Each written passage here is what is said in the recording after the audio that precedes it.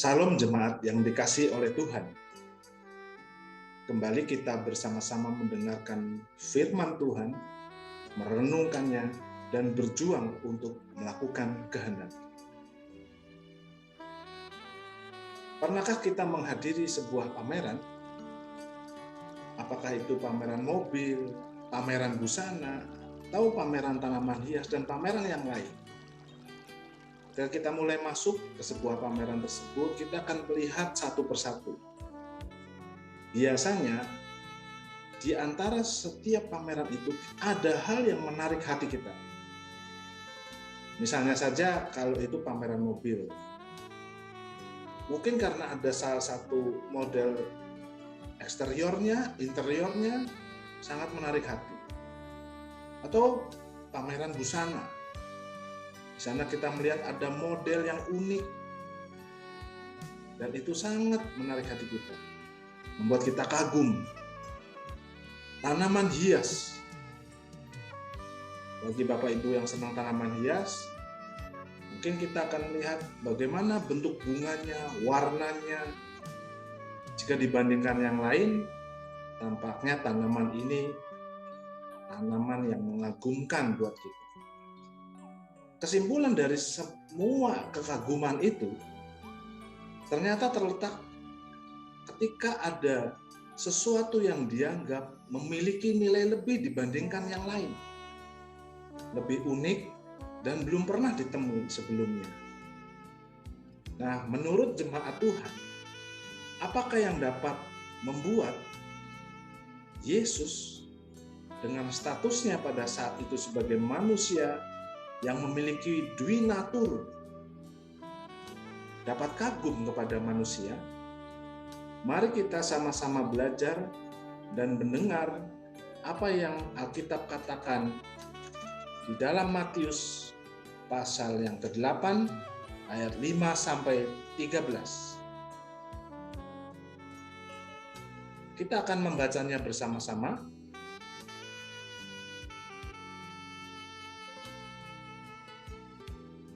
Demikian firman Tuhan. Ketika Yesus masuk ke Kapernaum, datanglah seorang perwira mendapatkan dia dan memohon kepadanya, "Tuan, hambaku terbaring di rumah karena sakit lumpuh, dan ia sangat menderita." Yesus berkata kepadanya, "Aku akan datang menyembuhkannya." Tetapi jawab perwira itu kepadanya, "Tuan, aku tidak layak menerima Tuan di dalam rumahku. Katakan saja sepatah kata, maka hambaku itu akan sembuh. Sebab aku sendiri seorang bawahan. Di bawahku ada pula prajurit. Jika aku berkata kepada salah seorang prajurit itu pergi, maka ia pergi. Dan kepada seorang lagi datang, maka ia datang.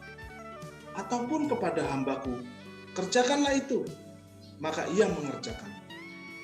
Setelah Yesus mendengar hal itu, heranlah ia dan berkata kepada mereka yang mengikutinya, "Aku berkata kepadamu, sesungguhnya iman sebesar ini tidak pernah aku jumpai pada seorang pun di antara orang Israel." Ayat yang ke-11. "Aku berkata kepadamu, banyak orang akan datang dari timur dan barat dan duduk makan bersama dengan Abraham, Ishak, dan Yakub dalam kerajaan surga.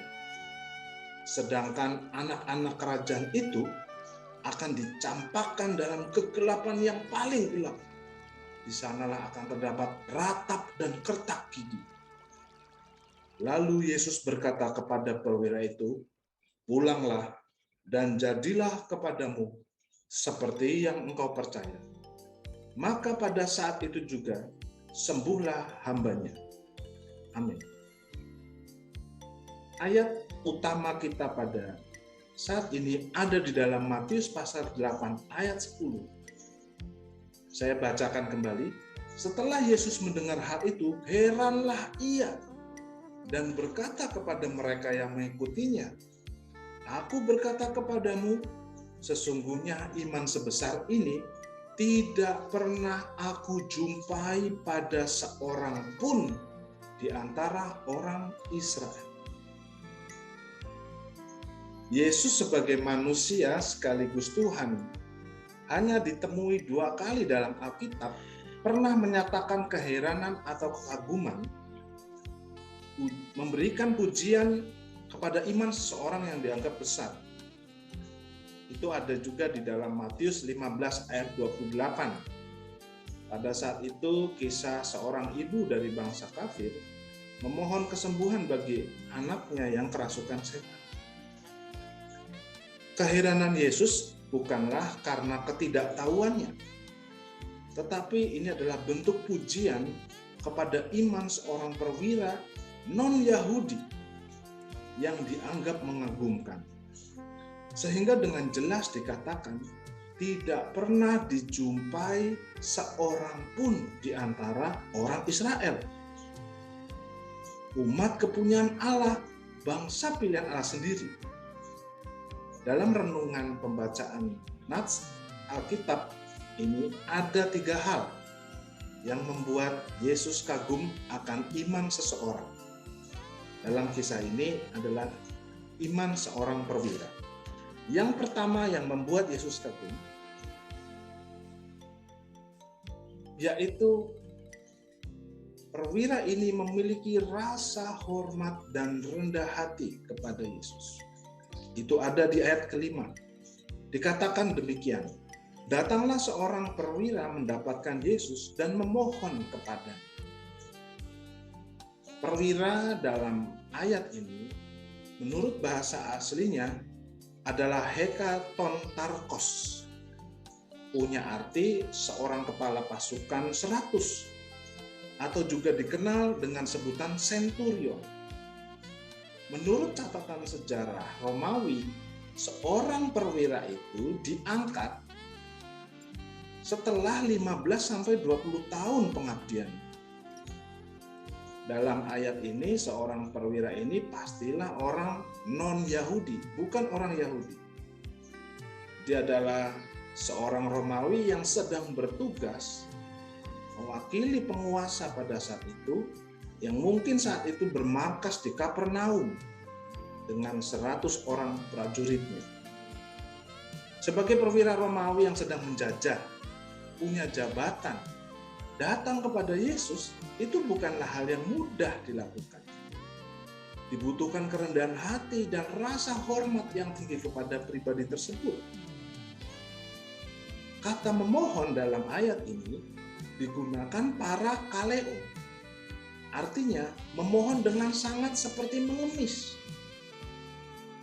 Seorang perwira yang tidak terhitung sebagai bangsa pilihan dan dipandang sebelah mata mungkin pada saat itu sebagai orang kafir, orang di luar umat pilihan Allah, telah menunjukkan sikap rendah hati dan rasa hormatnya kepada Yesus.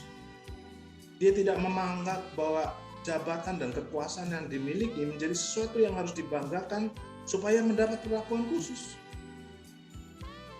Itu yang pertama. Yang kedua, memiliki hati penuh belas kasihan. Dari mana kita tahu? Matius 8 ayat ke-6 demikian firman Tuhan. Tuhan, hambaku terbaring di rumah karena sakit lumpuh dan ia sangat menderita. Ada sebuah kisah sebagai ilustrasi saja. Seorang pria bernama Xia Jun, asal provinsi Sichuan, Beijing, memiliki putra bernama Kuo Kuo. Usianya 2 tahun, tapi dia divonis menderita penyakit leukemia. Disarankan oleh para dokter untuk transplantasi sumsum tulang belakang. Jika dihitung, biaya yang dibutuhkan 1,4 miliar. Semua harta sudah habis terjual. Seorang bapak dari anak tersebut sampai rela menjadikan dirinya sebagai karung tinju dengan membuka tarif cukup 20.000 kalau dirupiahkan, satu orang boleh pukul 1 kali dirinya. Dari cerita ini, pada umumnya orang itu mau berkorban, berbuat apa saja, khususnya untuk kepentingan diri sendiri, atau orang terdekat, atau orang yang paling dikasihi dalam hidupnya. Namun kembali lagi dalam ayat ini, tidak sama dengan perwira ini. Kepeduliannya dia mendorong dia rela mendekati dan memohon kepada Yesus dengan segala resiko, bukan untuk orang tuanya. Perwira ini bukan memohon kesembuhan bagi anaknya, bagi istrinya, atau orang terdekatnya, tetapi dia datang khusus memohon hanya kepada seorang hamba. Bagaimana kita tahu bahwa orang ini penuh belas kasihan? Kita bisa tahu sesuatu hal yang tidak umum dilakukan. Seorang hamba pada saat itu diperhatikan demikian. Dan dikatakan ia sangat menderita, artinya sungguh satu gambaran yang dirasakan hamba itu diucapkan oleh mulut seorang perwira ini. Hamba dalam budaya Yahudi tidak sama dengan zaman sekarang, atau kita sering menyebutnya pembantu rumah tangga atau asisten rumah tangga. Hamba yang dimaksud pada zaman itu identik dengan budak. Dan budak biasanya didapat melalui transaksi jual beli. Sesuatu yang dapat ditukar seperti benda. Menurut teolog dari Skotlandia yang bernama William Barclay, pernah berkata bahwa budak itu bukan seorang pribadi, namun hanya dianggap alat yang hidup. Sehingga majikan itu berkuasa mutlak terhadap kehidupan budak tersebut. Di dalam Alkitab juga pernah mencatat bagaimana perlakuan seorang kepada budak. Di dalam 1 Samuel 30 ayat 13, pernah ditulis seorang budak Mesir milik orang Amalek ditinggalkan begitu saja karena dia sedang sakit. Sedangkan perwira terhormat ini bagaimana? Orang yang berkuasa pada saat itu, punya jabatan. Dia memiliki rasa peduli yang didorong karena dia menaruh belas kasihan kepada seorang hamba yang sedang sakit, yang menderita. Padahal pilihan lain yang umum banyak. Bisa saja dia minta, oke lah karena kamu sakit, kamu istirahat saja, saya tidak bisa pakai. Dia bisa saja juga dengan mudah minta ganti. Dengan mudah minta ditukar, dijual lagi mungkin, atau dibuang. Ya, ini adalah hal kedua yang membuat Yesus kagum, bahwa perwira ini memiliki rasa belas kasihan. Yang ketiga, perwira ini memiliki iman yang sejati kepada Yesus. Dari mana kita tahu? Kita baca di dalam Matius pasal 8 ayat 7 sampai 9. Ayat 7. Yesus berkata kepadanya, "Aku akan datang menyembuhkan." Kalau kita bandingkan cerita narasi ini di ayat sebelumnya, yaitu di Matius pasal 5 ayat 1 sampai 4. Pada saat itu dikisahkan seorang yang menderita kusta, sesuatu penyakit fisik yang najis. Pada saat itu Yesus datang menolong, dan di dalam perikop ini menggambarkan seorang juga yang non-Yahudi, yang dianggap kafir mungkin, najis secara rohani, juga ditolong oleh Tuhan. Ini pasti bukan suatu kebetulan jika Matius menulis ini. Namun secara tersirat menggambarkan bahwa Yesus berkenan menolong berdasarkan kedaulatannya yang tidak dibatasi oleh apapun. Yesus langsung bersedia datang menghampiri hamba perwira yang sedang sakit lumpuh itu. Selanjutnya ayat 8. Demikian firman Tuhan. Tetapi jawab perwira itu kepadanya, "Tuhan, Aku tidak layak menerima Tuhan di dalam rumahku. Katakan saja sepatah kata, maka hambaku itu akan sembuh. Bapak, Ibu, Saudara sekalian jemaat Tuhan, tentu tahu di zaman pandemi COVID, seluruh dunia kebutuhan akan tenaga medis makin meningkat. Namun karena terbatasnya tenaga medis atau dokter, pada tahun 2021 mulailah bermunculan telemedicine atau layanan kesehatan secara daring, secara online.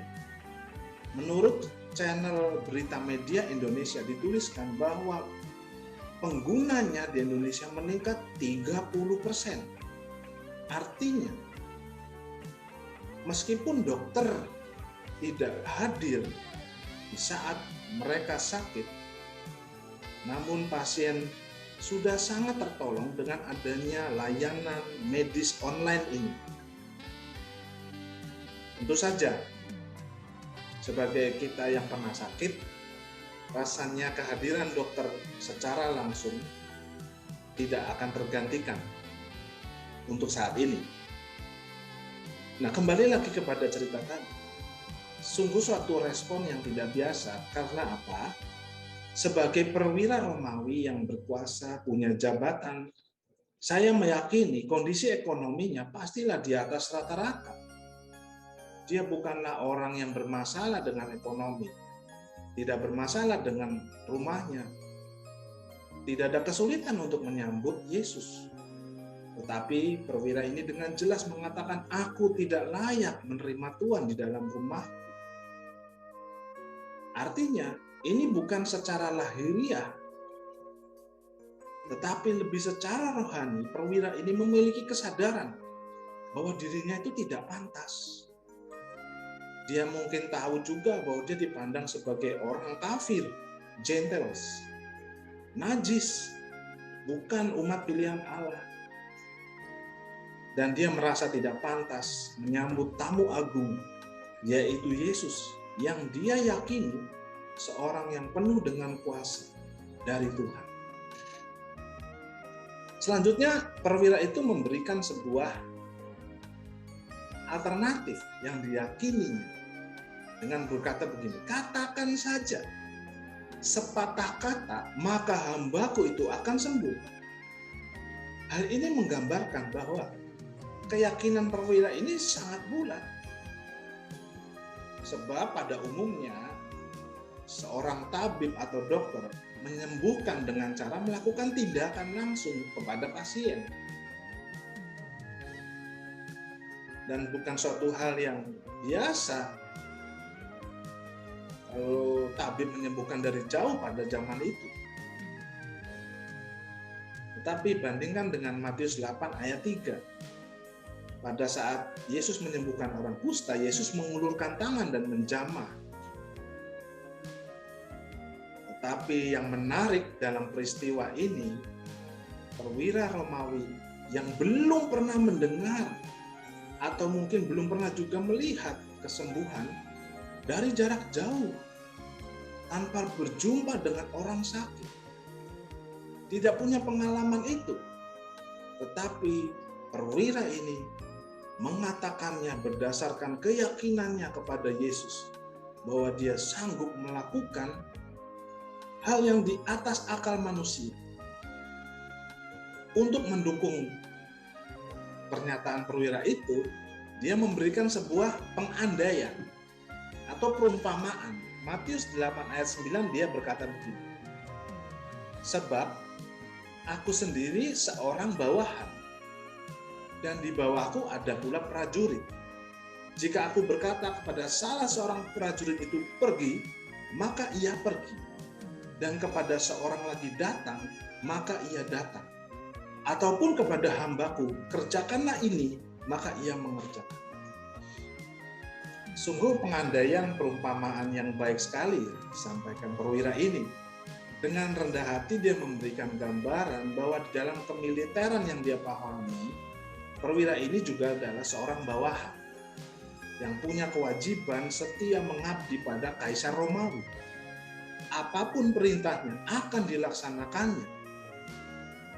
Meskipun perwira ini juga punya bawahan yang bisa diperintah untuk melakukan hal apapun dan pasti dikerjakan.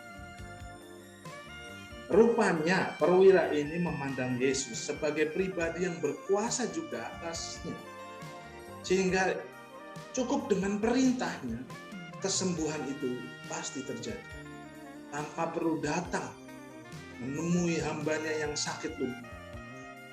Perwira ini meyakini Yesus berkuasa jauh melebihi tabib mungkin yang sudah pernah mengobati atau yang pernah dia lihat pengobatan modern di zaman itu mungkin. Dia percaya Yesus jauh lebih berkuasa. Sehingga iman perwira ini sampai pada sebuah kesimpulan. Dia percaya kuasa Yesus tidak dibatasi oleh ruang dan waktu.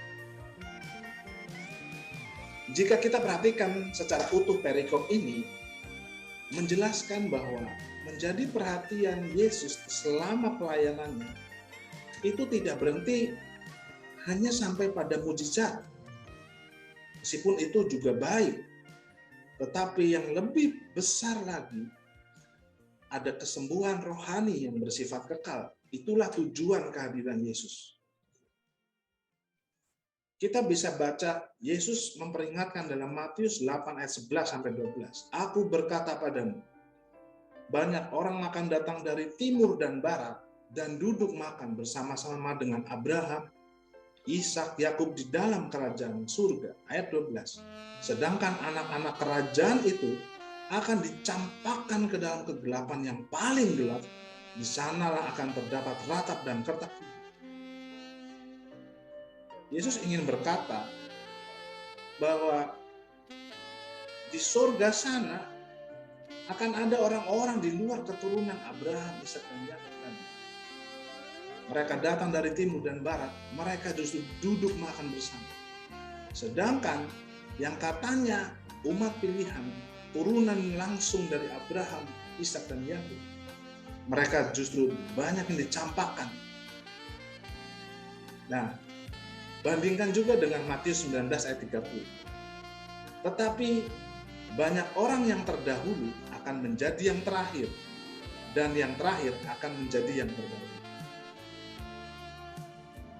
Bapak, Ibu, Saudara, jemaat Tuhan yang dikasih, keselamatan itu didapat bukan berdasarkan keturunan bangsa pilihan, tetapi keselamatan karena iman yang disertai oleh perbuatan. Itulah yang diperhatikan Tuhan dalam kehidupan kita. Akhirnya, kita tahu bersama pada kisah ini, apa yang diyakini perwira itu dijawab dalam Matius 8 ayat 13. Yesus berkata pada perwira itu, pulanglah dan jadilah kepadamu seperti yang engkau percaya. Maka pada saat itu juga sembuhlah hambanya. Artinya, semua itu terjadi atas kedaulatan Tuhan, bukan hasil dari usaha manusia. Firman Tuhan saat ini mengajar kepada kita semua untuk memeriksa kembali bagaimana kehidupan keimanan kita kepada Tuhan. Sudahkah kita memiliki iman yang dapat membuat Tuhan kagum atau disenangkan? Jika kita belajar dalam konteks perikop ini, ada 4 hal. Sudahkah kita mewujudkan rasa hormat dan kerendahan hati kita pada Tuhan? Dengan sikap hati dan cara hidup kita, baik dalam ibadah saat berjumpa Tuhan atau dalam kehidupan sehari-hari. Mari kita terus berjuang, menanggalkan kesombongan diri. Mungkin Bapak Ibu punya jabatan, punya kuasa, punya apapun yang dianggap membanggakan. Tetapi Tuhan tidak pernah kagum akan hal-hal itu. Yang kedua, tindakan iman kepada Tuhan itu diwujudkan dengan kita memiliki hati yang penuh dengan belas kasihan. Kalau iman kita yang kita miliki ternyata dalam tindakan kita tidak diwujudkan dengan memiliki hati yang penuh dengan belas kasihan, tentu pastilah bukan iman yang benar. Bisa kita mewujudkan dengan memberi pertolongan, pelayanan, seperti perwira ini, tanpa membeda-bedakan status sosialnya. Mungkin sukunya, orang apa dia, rasnya apa dia, pendidikannya, orang pintar atau orang biasa, kondisi ekonominya, orang kaya kah atau tidak. Tetapi kita melayani, menolong dengan tulus, dengan penuh rasa belas kasihan, seperti yang Tuhan ajarkan. Yang ketiga, sadarilah sebagai orang yang berdosa yang selalu butuh pengampunan dari Tuhan. Kita harus selalu bertobat, mohon pengampunan untuk dapat kembali ke jalan yang benar. Yang terakhir, percayalah, jika Tuhan berkenan menolong, kuasanya tidak dapat dibatasi oleh apapun, oleh ruang, jarak, dan waktu. Tuhan pasti yang terbaik dan tepat bagi orang yang percaya kepada-Nya. Amin. Kiranya firman Tuhan boleh menjadi dasar untuk kita bertindak, untuk kita berjuang menjadi pelaku firman Tuhan. Puji Tuhan, Tuhan Yesus memberkati kita semua. Amin.